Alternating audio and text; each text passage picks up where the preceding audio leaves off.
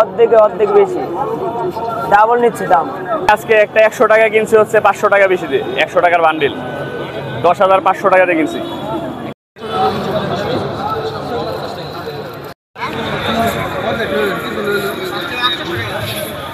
আমি এখানে আসছি প্রথমবার কেনার জন্য। 50 টাকা হচ্ছে মনে হয় 350, 100 টাকারটা মনে হয় 400 বলছিল, 400। দেখা যায় যে বান্ডেল প্রতি 20 টাকা 50 টাকা করে নেয়, 10 টাকা বান্ডেল হোক বা 20 টাকার হোক বা 50 টাকার হোক। একবার নতুন হতে মানুষের নতুনটা বেশি পছন্দ করে, কিন্তু এটা টাকাগুলো সবগুলো পুরো নতুন না, এরা নতুন পুরানো মিশিয়ে এরা বিক্রি করে।